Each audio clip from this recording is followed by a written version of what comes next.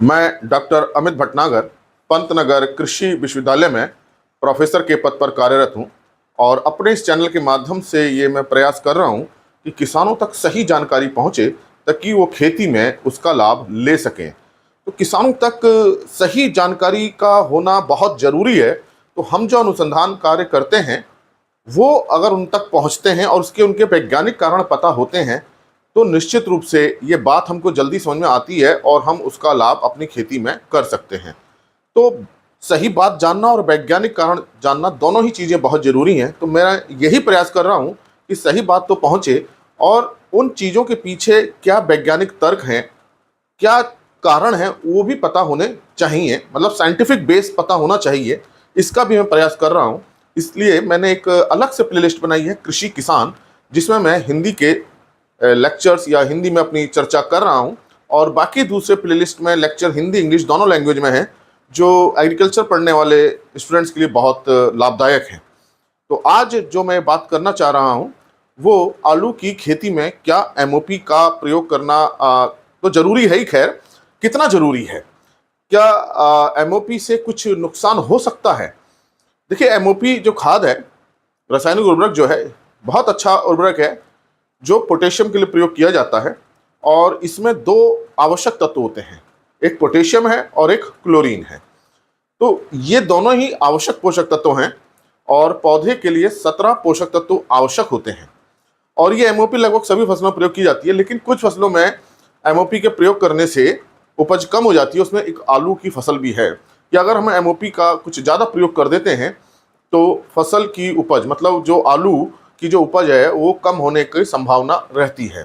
तो ऐसा क्यों है कि एमओपी खाद में दो आवश्यक पोषक तत्व मिल रहे हैं जो पौधे के लिए जरूरी हैं, उसके बावजूद भी फसल कम होने का संभावना होती है। तो देखिए, ये जानिए कि जो एमओपी है, जिसे हम म्यूरेट ऑफ पोटाश कहते हैं, ये थोड़ा सा आप मेरा पूरा लेक्चर देखेंगे, मेरी पूरी बात सुनेंगे तो आपको समझ में आएगा। म्यूरेट ऑफ पोटाश जो ये खाद है, रासायनिक उर्वरक है, इसमें दो तत्व होते हैं, ये एक पोटेशियम होता है और ये क्लोरीन होती है।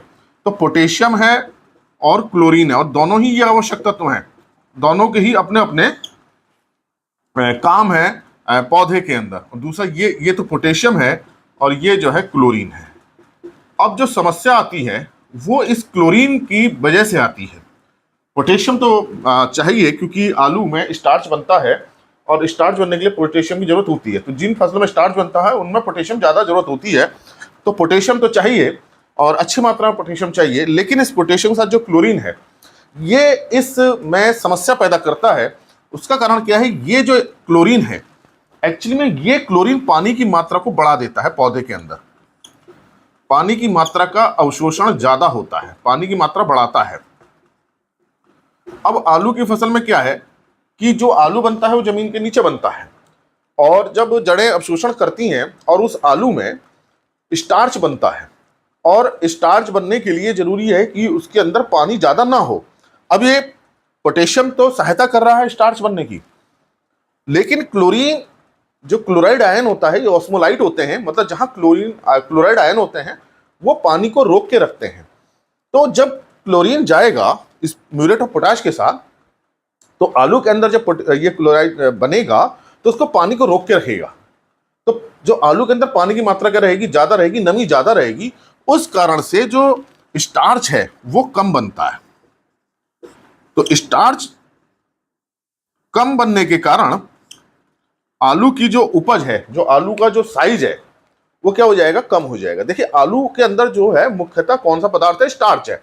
अलग अलग फसल में अलग अलग चीज होती है। जैसे दलहनी फसलों में दाल के अंदर प्रोटीन ज्यादा होती है और तिलहनी फसलों जैसे सरसों है उसके बीज के अंदर तेल ज्यादा होता है। गेहूं चावल है, मक्का है, इसके अंदर कार्बोहाइड्रेट ज्यादा होते हैं। और आलू के अंदर क्या है, स्टार्च ज्यादा है। तो आलू को स्टार्च के लिए खाया जाता है।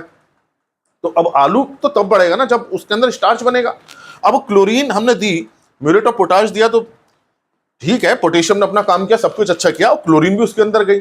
अब ये क्लोरीन क्या कर रही है, नमी को बना के रख रही है, नमी को रोक के रख रही है। क्लोरीन की वजह से नमी कम नहीं हो पाती है।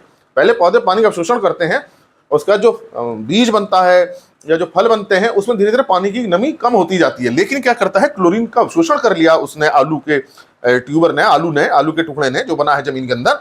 अब उस क्लोरीन की वजह से क्या हो रहा है, पानी की कम नहीं हो पा रहा है, ये क्लोरीन उस पानी को रोक के रखता है, तो नमी ज्यादा हो गई। अब इस नमी से क्या हुआ, स्टार्च बहुत कम बना, तो आलू की उपज क्या हो गई, कम हो गई।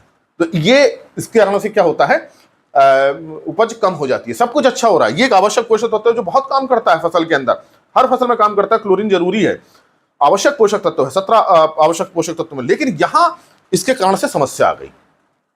अब एक तो स्टार्च कम बना, दूसरा क्या है, आलू के अंदर नमी ज्यादा रहेगी, तो जब आप इसको स्टोर करेंगे आलू के, तो इसको स्टोर ज्यादा समय तक स्टोर नहीं कर पाएंगे, आलू सूख नहीं पाएगा, आलू गीला रहेगा। तो इसको क्या है, बाद में भी जब हम इसकी खुदाई कर लेते हैं, नमी ज्यादा बनी रहती है, स्टार्च कम रहता है, तो आलू को जो हम स्टोर हाउस में भंडारण ज्यादा समय तक इसका नहीं कर पाते। ये तो भंडारण में समस्या आएगी, लेकिन पहली समस्या तो उपज में ही आ गई कि उपज कम हो गई। तो ये इस कारण से आलू में क्लोराइड का प्रयोग कम करना चाहिए। अब लेकिन क्लोराइड तो ऐसा कुछ नहीं कि हम अलग से कोई उर्वरक देते हैं, क्लोराइड उर्वरकों में रहता है, किस उर्वरक में रहता है, म्यूरेट ऑफ पोटाश में रहता है। तो म्यूरेट ऑफ पोटाश को अगर नहीं देंगे तो पोटेशियम की कमी आ जाएगी।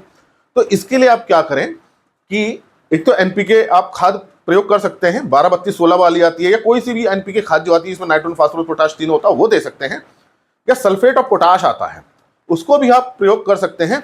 तो म्यूरेट ऑफ पोटाश के प्रयोग से बचें, क्योंकि देखिए पोटेशियम तो देना जरूरी है, बिना पोटेशियम के तो कोई भी एंजाइम काम कर ही नहीं पाएगा। जितने भी काम होते हैं पौधे के अंदर के, उन सारे कामों में सहायता पोटेशियम ही करता है, और खास तौर से स्टार्च बनने वाली फसलों में स्टार्च बनाने में सहायता करता है। तो पोटेशियम तो सहायता कर रहा है, लेकिन उसके काम को कौन रोक दे रहा है, क्लोरीन रोक दे रहा है।